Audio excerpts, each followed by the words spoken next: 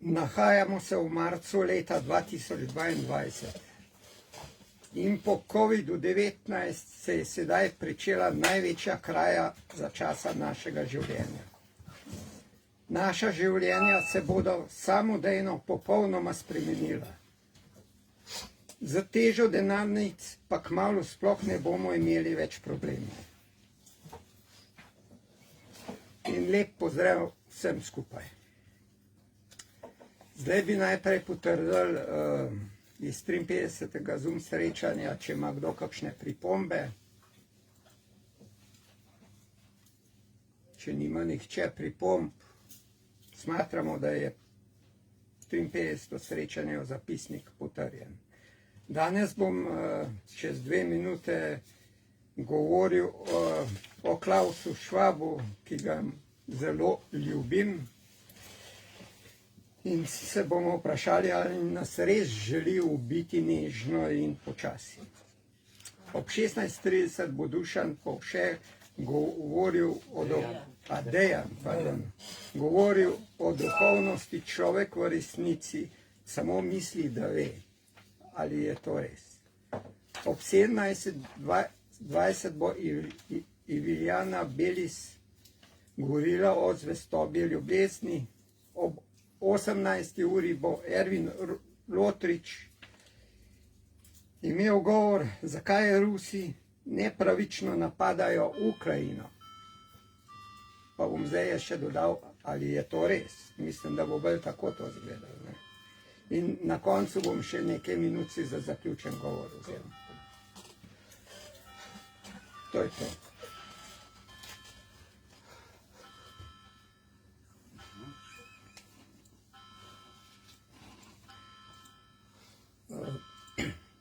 Klaus Schwab, ali nas želi ubiti nežno in počasi?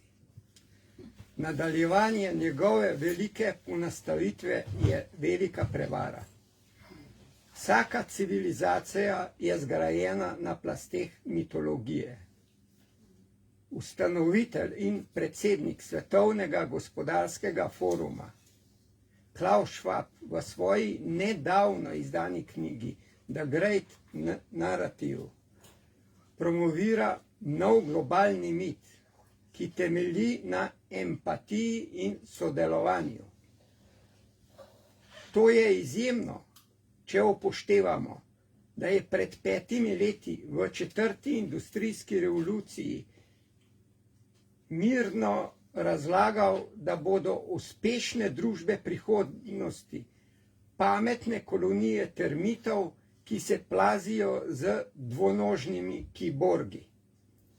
Nato je pred letom in pol v The Great Reset izjavil, da pandemija COVID-19 predstavlja redko, a ozko okno priložnosti za razmislek, preoblikovanje in ponastavitev našega sveta, s čimer je naredil prostor policentrični tehnokraciji, ki bo morda delovala na kitajski digitalni valuti.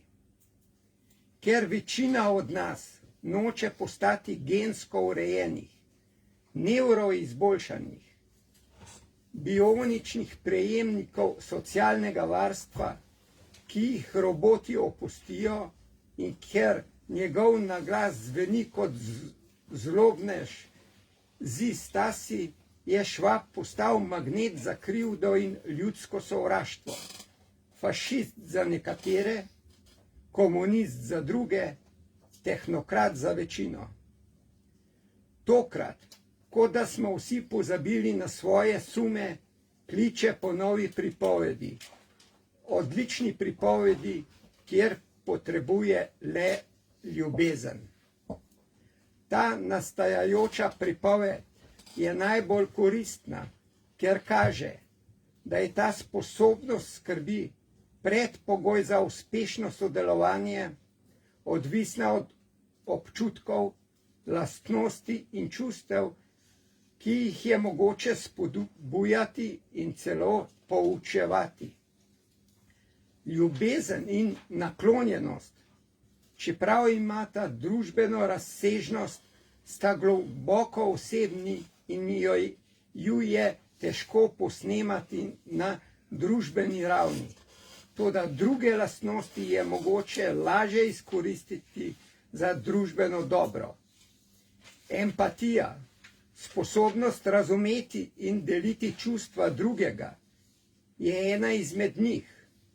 Ker vemo, da Klaus Schwab nadzoruje glavno globalistično ideološko središče, Svetovni gospodarski forum, ki ima ogromen vpliv na našo politiko, zlasti prek donatorjev in na korporativno kulturo preko upravnih odborov, je njegova velika prepoved resna skrb. Označuje strateški moralni okvir, ki je namenjen tako manipulaciji voditeljev kot množic, pri čemer je pripravljenost na podrejanje dobra, zavračanje skladnosti pa zlo. Medtem ko se Schwab in njegov dobesedno ignorirani soavtor Thierry Malleret obnašata, kot da je njuno sporočilo empatije in sodelovanja radikalno nova paradigma, črpata iz globokega vodnjaka evolucijske znanosti in filozofije. Široka teorija trdi, da je Darwinova evolucija ustvarila dve splošni strategiji preživetja: tekmovanje in sodelovanje. Obe lastnosti sta izraženi v različnih razmerjih v skoraj vsakem organizmu. Ključ do teoretičnega okvira je naslednji. Bolj kooperativni organizmi, kot so volkovi, mravlje ali ljudje, bodo tekmovali z bolj samotnimi individualističnimi organizmi. Velike ribe jedo majhne, vendar bo večja jata rib oba marginalizirala. Te metafore dokaj dobro odražajo našo človeško realnost. Vendar se pomen premakne pod peresom globalističnega tehnokrata, ki je hudo nagnjen k širjenju hiperpovezanih javno-zasebnih partnerstev po vsem planetu ter digitaliziranega superorganizma, ki zaužije vse na svoji poti. Za tiste, ki se borijo proti globalni tehnokraciji, sodelovanje pomeni kapitulacijo, empatija pa patološki altruizem. Transhumanistična fantazija Schwaba. Velika prepoved temelji na 5 temeljnih temah, ki jih poznamo iz prejšnjih Schwabovih knjig: ekonomija, okolje, geopolitika in družba z maničnim poudarkom na tehnologiji. Upanje in možnost optimizma izhajata iz naslednjega opažanja. Smo na prelomnici v zgodovini, ko nova odkritja in nove tehnologije ne sledijo linearni stopnji rasti, temveč eksponentnim, kar drastično pospešuje inovacije. Nekateri verjamejo, da bomo v naslednjih 10 letih na novo izumili vsako industrijo in doživeli bomo večji napredek kot v zadnjih 100 letih. Sliši se odlično, če želite stati v svoji kupoli, vendar mnogi od nas niso preveč navdušeni, da bi svoja telesa in možgane združili s strojem. Da bi razumeli globoke mite za veliko pripovedjo, se morate ozreti nazaj na Schwabovo tezo v 4. industrijski revoluciji, objavljeni leta 2016. Trdi, da bodo inovacije iz prejšnjih 3 industrijskih revolucij, mehanske, parni stroji in železnice, električne, žarnice, telefoni in digitalno računalniki dosegle vrhunec v 4., ki bo preoblikovala zgolj in samo človeštvo.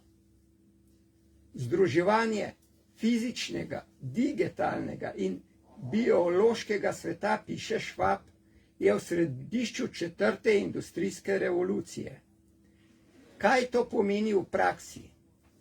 Kljub mirnemu, brezstrastnemu tonu knjige, tistemu, ki namiguje, da je umetna inteligenca preprosto skenirala Schwabove možgane in njegove misli prevedla v besedilo, bralec občasno dobi klofuto z grozljivim primerom. Schwab je še posebej obseden s sintetično biologijo, oblikovalskimi dojenčki, umetno inteligenco, internetom stvari in najbolj vznemirljivim internetom teles. Razmislite o nadzoru na daljavo, razširjeni uporabi interneta stvari. Vsak paket, paleta ali zabojnik je zdaj lahko opremljen s senzorjem, oddajnikom ali oznako za radiofrekvenčno identifikacijo, ki podjetju omogoča, da spremlja, kje se nahaja, ko se premika po dobavni verigi, kako deluje, kako se uporablja. V bližnji prihodnosti bodo podobni sistemi spremljanja uporabljeni tudi za gibanje in sledenje ljudi. Schwab piše o spremljanju gibanja ljudi s čipi, kot da bi to poletje napovedoval toplo vreme. Vidite, prisiljena industrijska revolucija ne spreminja le kaj in kako dela stvari, ampak tudi kdo smo. Preprosto povedano, velike tehnološke inovacije so na robu spodbujanja velikih sprememb po vsem svetu neizogibno. Kakšne spremembe? 52-stranska priloga, ki obsega skoraj tretjino knjige, nam daje dobro idejo. Razdelek z naslovom Globoki premik navaja 23 tehnoloških prelomnih točk in družbenih vplivov, pri čemer se opira na raziskavo 800 vodilnih delavcev, tudi menedžerske elite. Seznam se začne s tehnologijami, ki jih je mogoče vsaditi, nato pa se veselo sprehaja skozi avtomobile brez voznikov, dizajnerska bitja, pametna mesta in tako naprej z nevrotehnologijami, ki na koncu zavežejo karbonsko črno pentljo. 82% anketirancev pričakuje do leta 2025 prvi vsadljivi mobilni telefon, ki bo na voljo v prodaji. Avtorji ne navajajo, kam bodo kirurgi vsadili to napravo. Ima pa predlog. Nadalje pišejo: ljudje postajamo vse bolj povezani z napravami in te naprave se vse bolj povezuje z njihovimi telesi. Pametne tetovaže in drugi edinstveni čipi bi lahko pomagali pri identifikaciji in lokaciji. Implantirane naprave bodo verjetno pomagale tudi pri komunikaciji misli, ki se običajno izražajo verbalno prek vgrajenega pametnega telefona in potencialno neizraženih misli ali razpoloženja z branjem možganskih valov ali drugih signalov. V tem scenariju kiborga pozitivni učinki vsadko vključujejo zmanjšanje števila pogrešanih otrok. Torej, Če starši ne želijo biti malomarni, morajo svoje otroke čipirati. Digitalne tetovaže ne izgledajo le kul, ampak lahko upravljajo koristne naloge, kot so odklepanje avtomobila, vnašanje kod mobilnega telefona ali sledenje telesnim procesom. Čeprav so se leta 2016 in naslednje leto pojavili valovi poročanja o transhumanizmu, od The Guardiana do National Geographica, je bilo dejstvo, da je Svetovni gospodarski forum dal svoj blagoslov obsežni transhumanistični revoluciji, tiho v ozadju, kot da nihče ne bi smel govoriti o tem. Nato je predlani poleti Schwab hitro napisal COVID-19, velika ponastavitev. Tako hitro, da bi si mislili, da je že imel pripravljen osnutek. V tem tankem zvezku odkrito razglaša globalni iniciacijski obred v 4. industrijsko revolucijo. Skoraj v trenutku je večina stvari postala e-stvari, e-učenje, e-trgovina, e-igre, e-knjige, e-udeležba. S pandemijo je digitalna transformacija, na katero se mnogi analitiki sklicujejo že leta, našla svoje katalizatorje.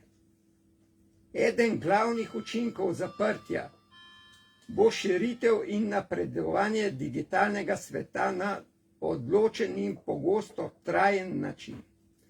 Medtem ko so bili ljudje robotizirani, so bili roboti humanizirani. Od začetka zapor je postalo očitno, da so roboti in umetna inteligenca naravna alternativa, ko človeško delo ni bilo na voljo. Naš dolgotrajen in morda trajen strah pred okužbo z virusom COVID-19 ali drugim bo tako pospešil neizprosen pohod avtomatizacije. Tisti, ki se prilagajajo z agilnostjo in domišljijo, bodo sčasoma obrnili krizo COVID-19 v svojo korist. Brez sramu, da Great Reset praznuje to priložnost brez primere za pospešitev konvergence fizičnega, digitalnega in biološkega svetova. Vkolikor Schwab obžaluje, kaj je izgubljeno, to počne kot nasmejani paleontolog, ki koplje po kupu kosti triceratopsa. Čeprav naj bi velika prepoved temeljila na pogovorih s 50 najpomembnejšimi svetovnimi misleci in oblikovalci mnenj, je tako gluh poskus molzenja človeške prijaznosti, se sprašujem, ali je Klaus Schwab vprašal generatorja besedil, kako narediti ljudi, da ga nehajo sovražiti. Poleg teorij zarote in avtomatizacije za ubijanje delovnih mest so osrednja skrb knjige Podnebne spremembe, eksistencialna grožnja, ki jo lahko odkrijejo samo strokovnjaki, odpravi pa jo lahko le globalna skladnost. Kako lahko naredimo te ideje prijetne, se sprašuje Klaus Schwab, da bi jih sprijela velika večina državljanov. Ključno je povečati empatijo in sodelovanje s pripovedovanjem zgodb. Narativi oblikujejo naše zaznave, ki posledično oblikujejo našo resničnost in na koncu vplivajo na naše odločitve in dejanja. Tako najdemo smisel življenja. Schwab namenja posebno pozornost distopcijskim vizijam in implicitnim pristranskostim glede tehnologije, ki ni pod nadzorom. Torej, tehnokrat, ki je razjezil polovico planeta s promocijo možganskih čipov in globalnega upravljanja, zdaj poziva svoje privržence, naj vrtijo kozmično propagando. Po pravici povedano, Schwab izraža zaskrbljenost zaradi kibernetskega kriminala, vojskovanja z umetno inteligenco in zlorabe sintetične biologije. Toda njegova rešitev je več tehnologije, močnejša vlada in solzne zgodbe. Prvi kritični korak je razveljaviti prevladujočo pripoved, da je človek drugemu človeku volk. Vsakdo, ki je seznanjen z nadzorom Biltek ali umori kartela mamil, bi to prebral kot popolno neumnost, vendar samo zato, ker ne razume ožičenja za našim empatičnim vezjem. Ker so naše nevronske mreže nastavljene tako, da komunicirajo z nevronskimi mrežami drugih, da bi zaznale njihova čustva in jih ločili od naših, pomanjkanje empatije močno oteži življenje drug z drugim. Ne da bi se nenehno prepirali ali občutka ogroženosti s strani drugih. Vse več raziskav, zlasti na področju nevroznanosti, kaže, da če si premisliš, lahko spremeniš svet.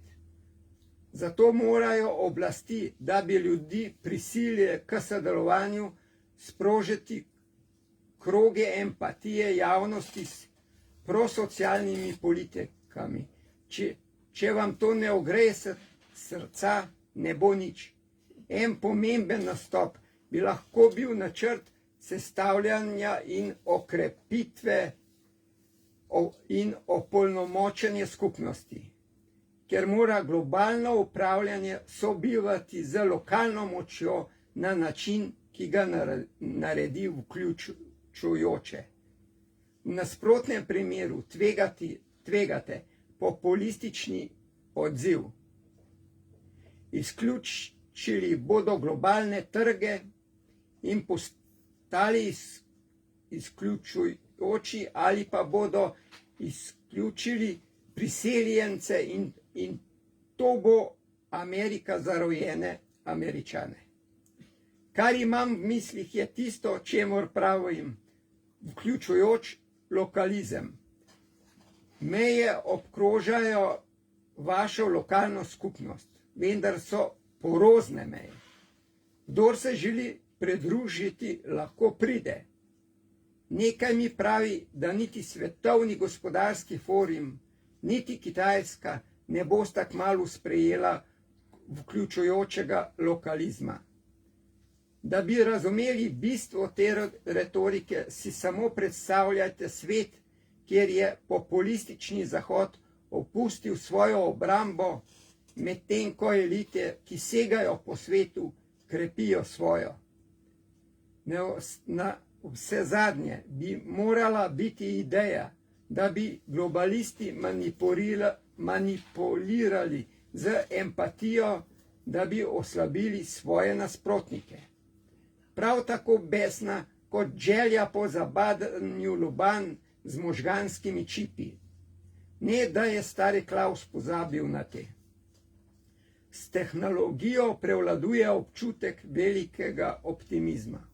Občutek, ki so ga izrazili vsi znanstveniki, katere smo intervjuvali za to knjigo. Mišio Kaku je šel najdlje za izjavo, ko se človeški združi z računalniki, bo trajalo nekaj desetletij, da se začne, a vlagatelji že vlagajo vanj. Po mnenju Schwaba je prihodnost neizogibna tehnokracija. Potem, ko je odpravil absurdno toplo in mehko, je njegova velika prepoved zgodba o oblikovalskih dojenčkih z antenami, ki so vsajene v njihove glave, ki tavajo po hiper povezanih pametnih mestih, medtem ko roboti prevzemajo njihova delovna mesta. Priseljenci pa preplavljajo njihove meje zaradi podnebnih sprememb in neenakosti. Recite mi, da sem cinik, a končni prizor njegove kozmične pripovedi ne izgleda tako dobro. Hvala lepa. Kratka pauza.